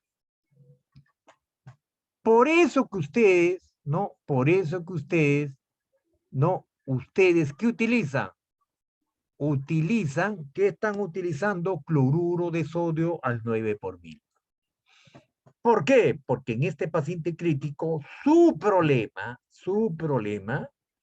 es la pérdida de volumen, ¿no? Entonces, en este paciente, lógicamente que utilizo el cloruro de sodio como primera línea. Después voy a utilizar coloide. Y después, en el caso que sea necesario, utilizaré sangre. ¿Sí? Muy bien. En el otro paciente crítico que tiene shock cardiogénico, ¿no? A diferencia del anterior, ya no es problema de volumen. El problema es del inotropismo. Es problema de la contractibilidad del corazón.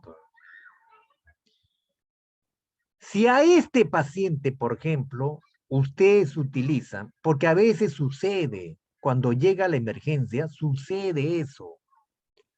No hacen una adecuada evaluación clínica, no hacen. De frente, el paciente llega hipotenso, taquicárdico, piel fría, pálida, sudorosa, un llenado capilar mayor de 2 segundos, llega, ¿no? Con un deterioro neurológico, llega oligúrico, y de frente le comienzan a pasar, ¿qué le comienzan a pasar? Cristaloides. Y a chorro todavía, a chorro. Entonces, ¿qué es lo que va a pasar? Lógicamente que como mi problema no es de líquido, no es problema del flujo sanguíneo, sino mi problema, ¿cuál es? Mi problema es de la contractibilidad.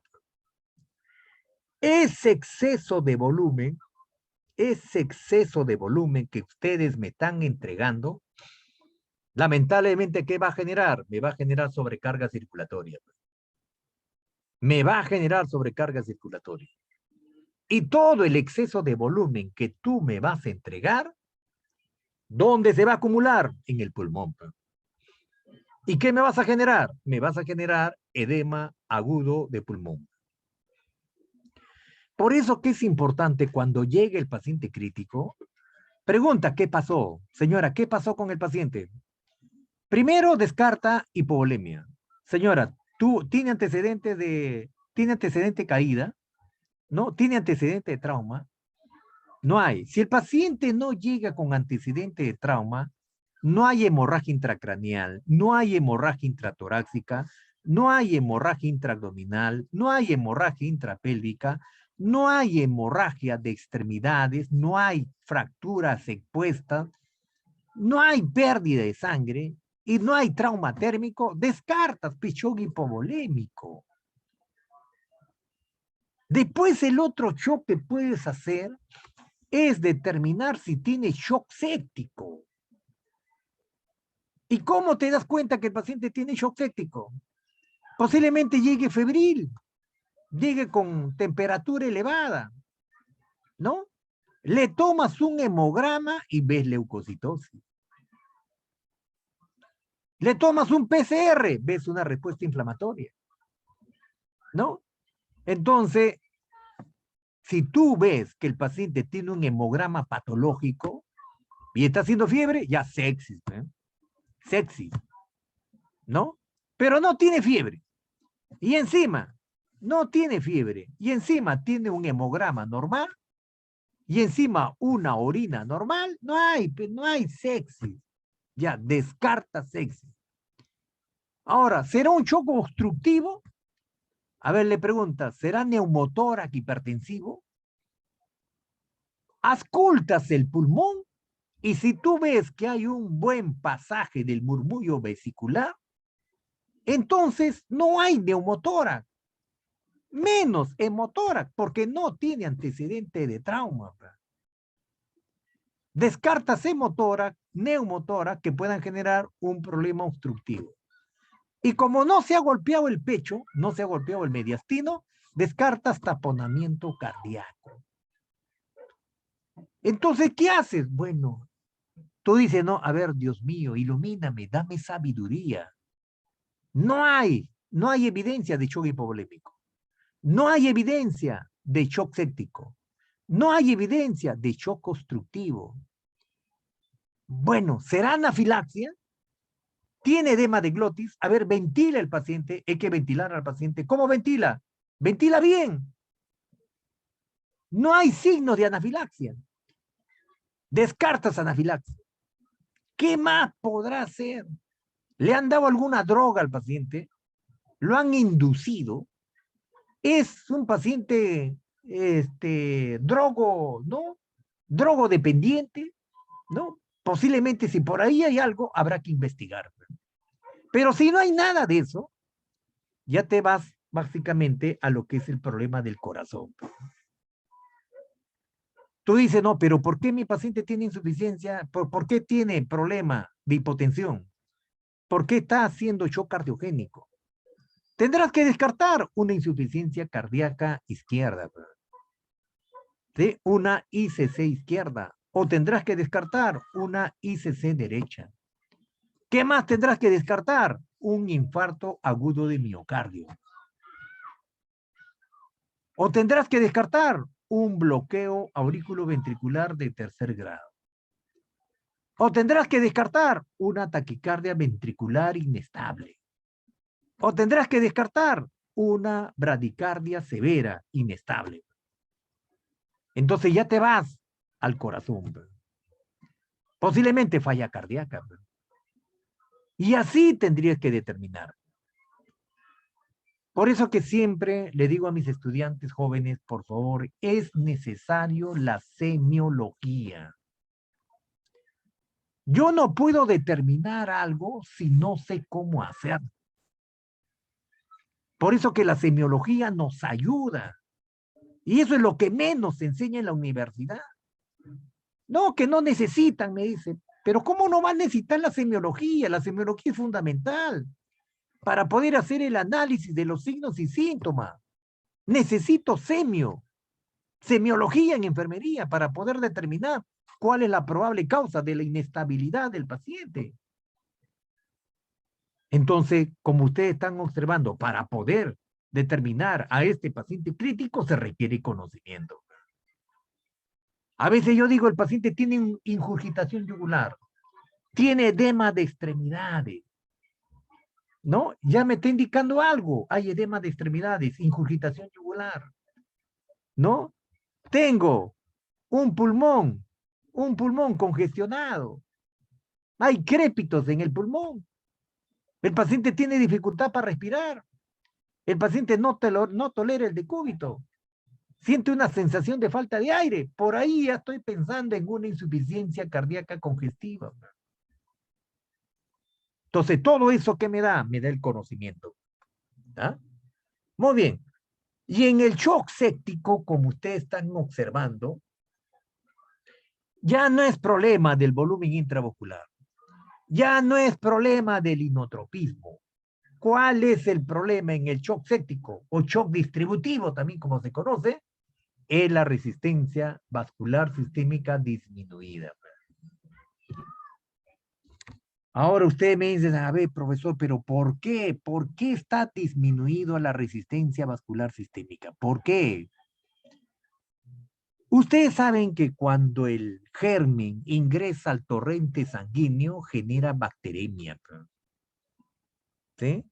Cuando ingresa este germen, que puede ser un germen gran positivo o un germen gran negativo, cuando ingresa al torrente sanguíneo, me genera bacteremia.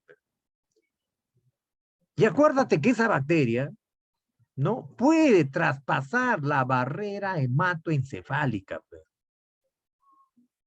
¿Y qué hace cuando traspasa la barrera hematoencefálica? Me bloquea a un neurotransmisor. ¿Cómo se llama ese neurotransmisor? Se llama noradrenalina. Acuérdate que tú tienes neurotransmisores, tienes la acetilcolina, tienes la dopamina, tienes el neurotransmisor GABA, ¿no? Tienes el neurotransmisor, la adrenalina, y tienes el neurotransmisor, la noradrenalina. Si esa bacteria ingresa, traspasa tu barrera hematoencefálica, ¿no? Y te bloquea a este importante neurotransmisor que es la noradrenalina. La noradrenalina, ¿qué genera? Vasoconstricción. ¿Cuál va a ser el efecto antagónico? Vasodilatación. Entonces, ¿qué vas a tener tú? Vas a tener como respuesta vasos arteriales dilatados. Y por eso que tu paciente está haciendo hipotensión. Por eso que la primera droga de elección, cuando tú manejas un paciente con shock séptico, para mejorar la volemia, es utilizar vasopresores. Vas a utilizar la noradrenalina. Y si eso no progresa, no ayuda, bueno, tendrás que utilizar la dopa a dosis altas.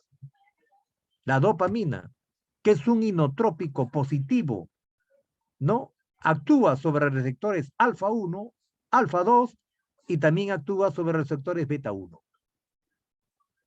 Por eso que es alfa beta adrenérgico. Entonces vas a tener que utilizar peladopa en caso que la noradrenalina no sea eficaz. En el caso de que tenga tu paciente un shock séptico.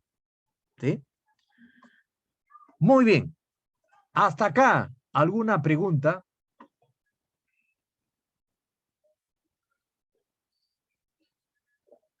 ¿Alguna pregunta hasta acá?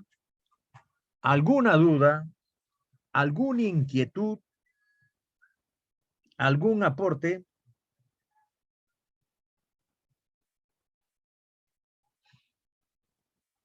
A ver, voy a ver el chat. Muy bien, todo claro, muy bien. Continuamos.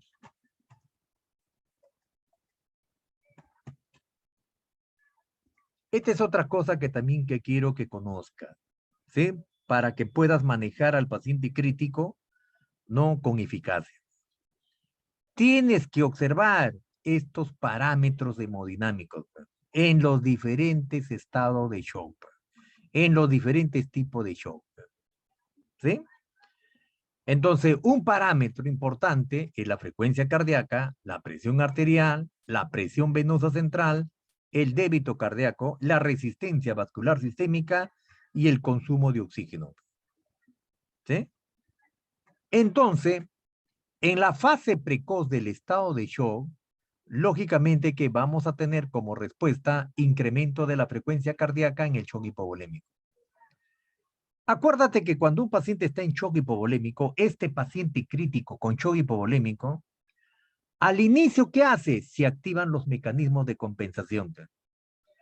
¿Cuáles son esos mecanismos de compensación? Es el sistema respiratorio, el sistema simpático y el sistema hormonal. ¿Qué hace el sistema simpático? ¿Qué es lo que hace el sistema simpático? Este sistema simpático, lógicamente que lo que va a generar, ¿qué es lo que hace? Activa, ¿a quién activa? A la glándula suprarrenal.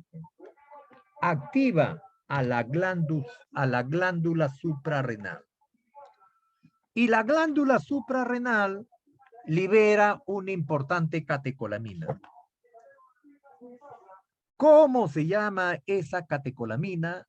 Esa catecolamina se llama adrenalina. Y la adrenalina sobre los vasos arteriales, acuérdate que los vasos arteriales tienen una musculatura lisa. Los vasos arteriales tienen una musculatura lisa. ¿Sí? Sobre los vasos arteriales, esta adrenalina va a generar vasoconstricción. Y sobre la musculatura del corazón, acuérdate que la musculatura es estriada del corazón, va a generar un incremento de la contractibilidad del músculo cardíaco.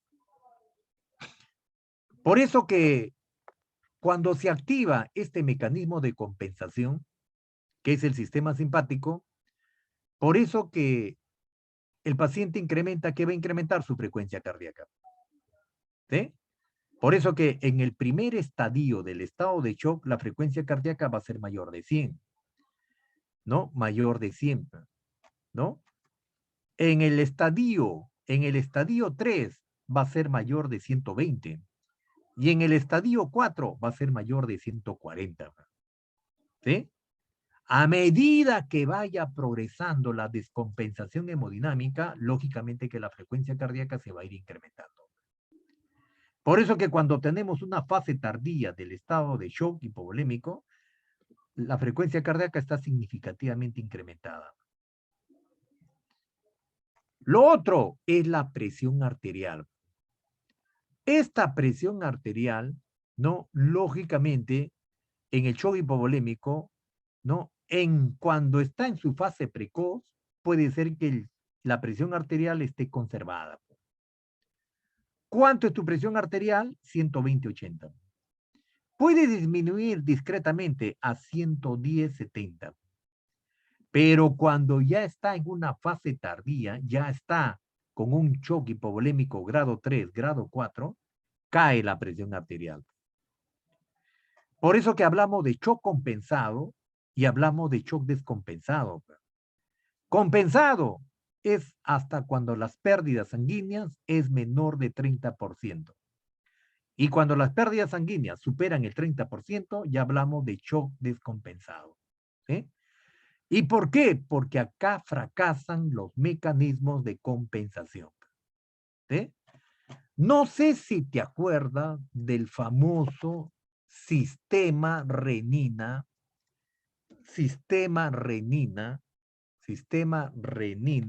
angiotensina, aldosterona. ¿Sí? ¿Y cómo funciona este sistema? ¿No? Cuando cae tu presión arterial o cuando disminuye tu flujo sanguíneo, ¿qué hace? Este sistema hormonal activa a la enzima renal. ¿Cómo se llama esa enzima renal? Se llama renina. Renina. La renina, ¿a quién activa? Activa una hormona. ¿Cómo se llama esa hormona? Se llama angiotensina. Angiotensina 1. Y la angiotensina 1, ¿qué genera? Genera vasoconstricción. Vasoconstricción. ¿Sí? Muy bien, la angiotensina 1, ¿a quién activa? Activa la otra hormona que es la angiotensina 2. La angiotensina 2. ¿Sí? La angiotensina 2, ¿a quién activa? Activa otra hormona que se llama aldosterona. Aldosterona. Aldosterona. Aldosterona. ¿Sí? Y la aldosterona retiene sodio. Retiene sodio. Y el sodio retiene agua. ¿Sí? Retiene agua. ¿Sí? Entonces, cuando cae tu presión arterial,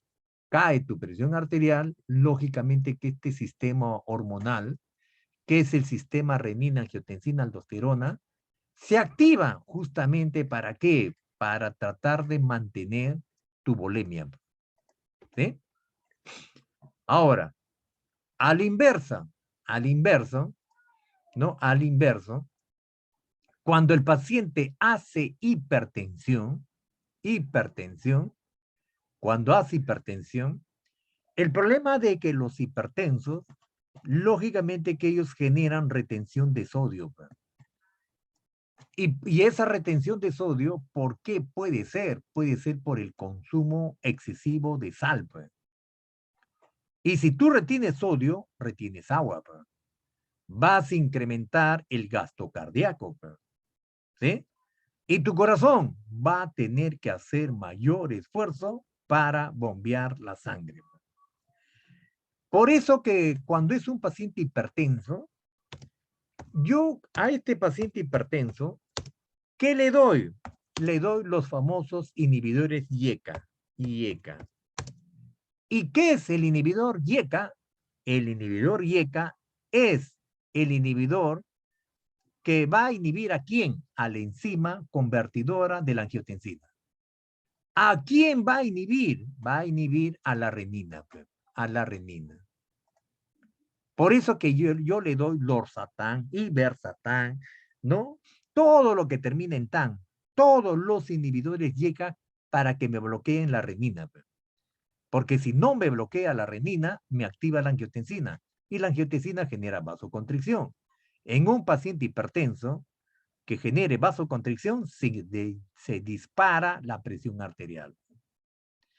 Por eso que ustedes han visto esos pacientes que tienen tendencia a la hipertensión arterial, como saben que retienen sodio, ¿qué le voy a dar? Le doy diuréticos. Diuréticos. ¿Qué diurético le doy? ¿Le doy qué? Le doy furosemida. Furosemida. Furosemida. ¿Y para qué le doy furosemida? Para, en vez de retener, ¿qué hago? El diurético va a generar la eliminación de ¿qué? De sodio. Al eliminar sodio, ya no voy a retener agua. Entonces, con eso te voy a mantener tu volemia, te voy a mantener tu presión arterial en caso se haya elevado. ¿Sí? Así más o menos tienes que trabajar. ¿Ah? Muy bien. La PVC, la presión venosa central, el rango de normalidad es entre 6 y ¿cuánto? 6 y 12. Cuando esté en 12, lógicamente que tienes que tener mucho cuidado, porque puedes generar sobrecarga circulatoria. Si está menor de 6, tiene déficit de volumen. Le puedes dar volumen. ¿Sí? Por eso que en el shock hipovolémico desciende la PVC En el cardiogénico se incrementa. ¿Se incrementa por qué? Por una acción iatrogénica. Porque no es problema de volumen en el shock cardiogénico, es problema de la contractibilidad. Por eso que tienes que tener mucho cuidado en el shock cardiogénico de evitar dar exceso de volumen, porque genera sobrecarga circulatoria y eso lo vemos en el edema agudo de pulmón. Y la PVC en el shock séptico está disminuido. ¿Y por qué? Porque hay una disminución de la resistencia vascular sistémica. El débito cardíaco en el hipovolémico está disminuido. En el cardiogénico, disminuido. En el séptico, incrementado. ¿Y por qué? ¿Por qué el débito cardíaco está incrementado? Porque hay una disminución de la resistencia vascular sistémica. La resistencia vascular sistémica en el hipovolémico está incrementado. ¿Y por qué está incrementado? Está incrementado por el incremento de la densidad de la sangre. Como la circulación se enlentece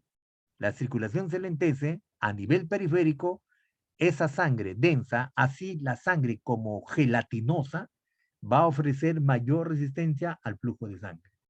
Lo mismo va a pasar en el shock cardiogénico. Pero ¿qué va a pasar con el shock séptico? En el shock séptico disminuye.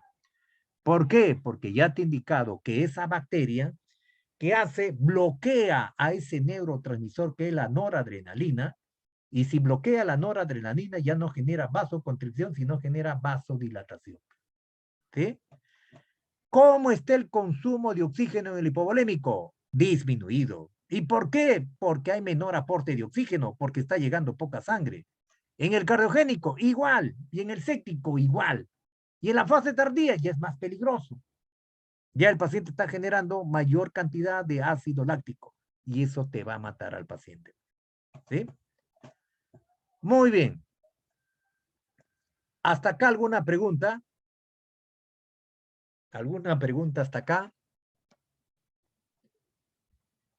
Confírmenme si hay alguna pregunta,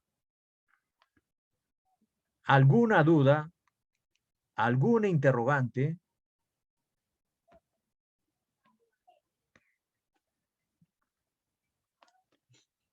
¿No hay ninguna interrogante? Ya, muy bien. A ver, quiero que me indiques qué ves.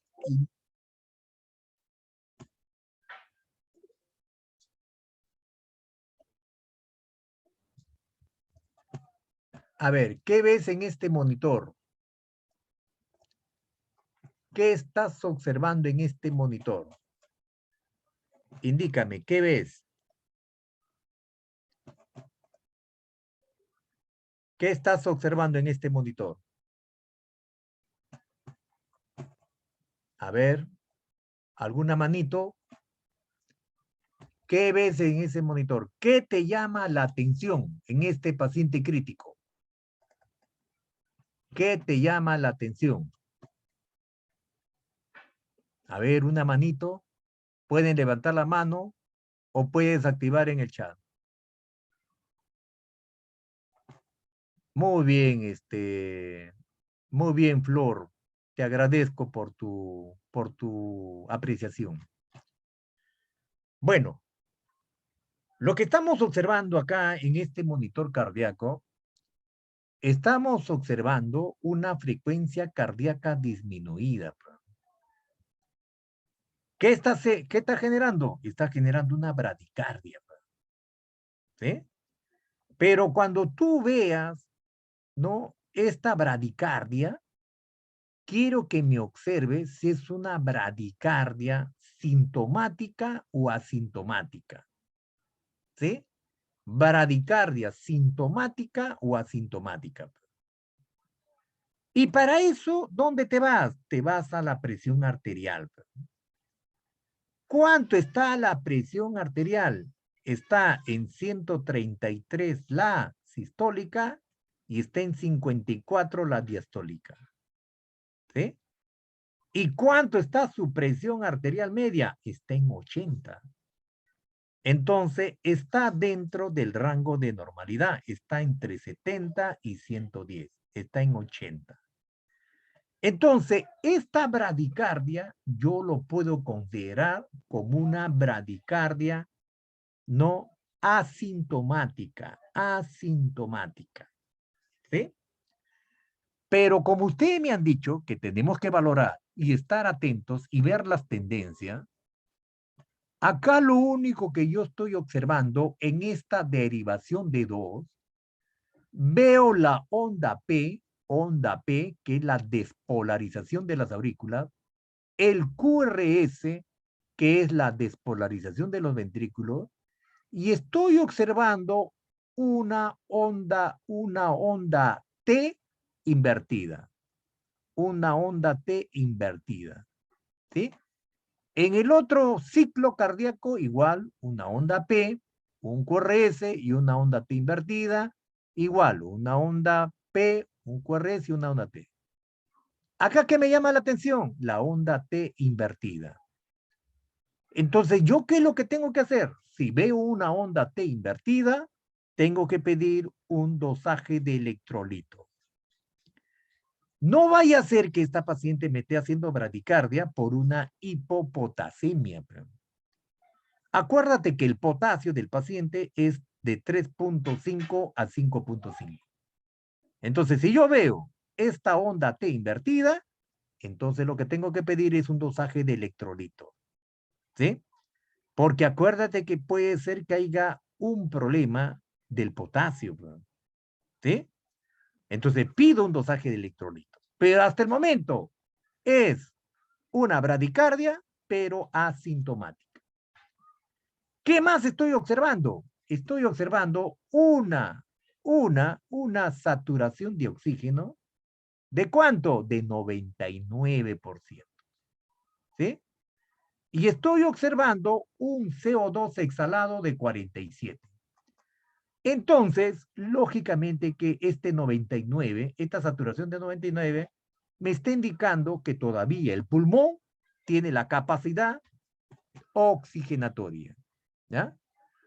Entonces, tengo una adecuada oxigenación, ¿no? A nivel pulmonar, tengo un adecuado intercambio gaseoso. Y la frecuencia respiratoria, lógicamente que la frecuencia respiratoria está en 19. Está dentro del rango. Entonces, esta paciente, del estado crítico, ya lo estamos sacando. ¿Sí? Este monitor, lógicamente que este trazado ha sido en una paciente que tenía una angina inestable. ¿Sí? Una angina inestable. ¿Sí?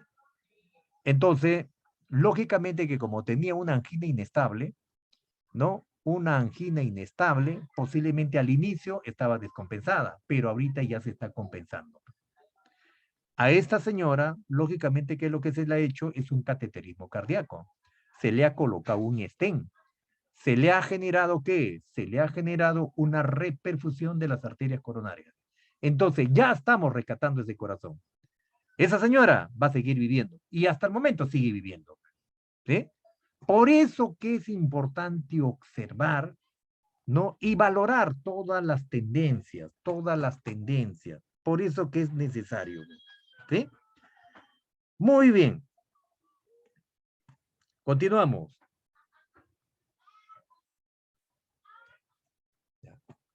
¿Cuáles son las causas comunes de disminución del gasto cardíaco? Como ya hemos podido observar, una disminución de la precarga, un aumento de la poscarga, ¿no? Cuando tú le generas una sobrecarga circulatoria, ¿no?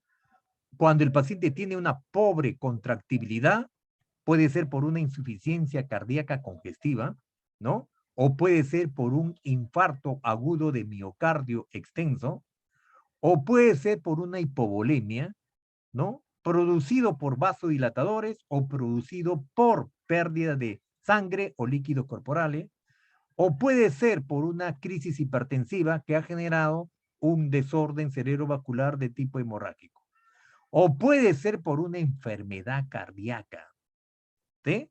Como ya hemos indicado, una insuficiencia cardíaca congestiva, una insuficiencia valvular, que puede ser una insuficiencia valvular no aórtica, o el paciente, lógicamente, que probablemente tenga una cardiomegalia.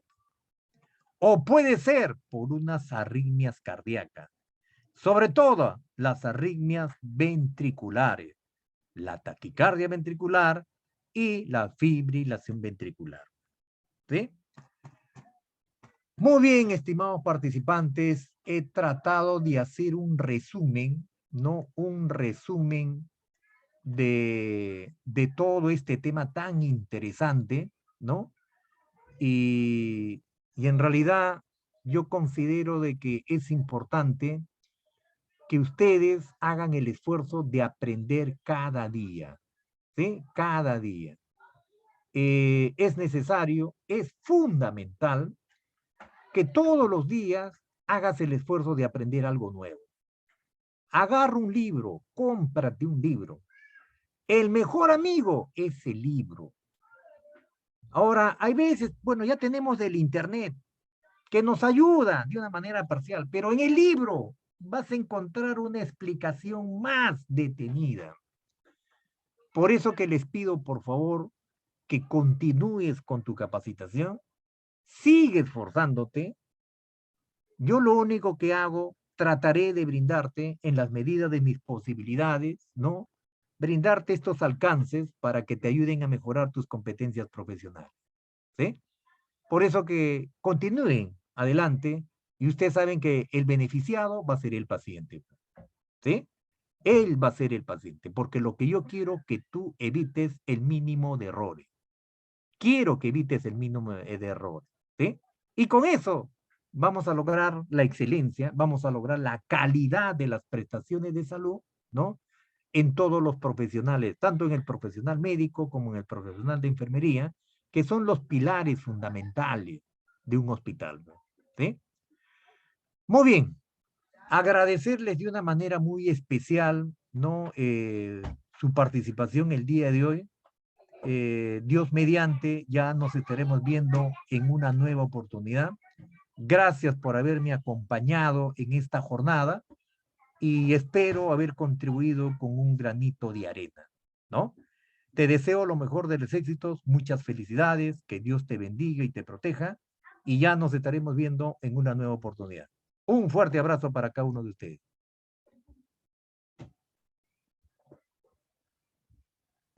¿Terminaste? Muchas gracias, licenciada. Muy buena ponencia. Damos por finalizada la clase. Gracias a todos los participantes por estar el día de hoy en el curso. Cualquier duda o consulta pueden comunicarse a través del WhatsApp. Gracias, licenciado. Que tengan muy buena noche.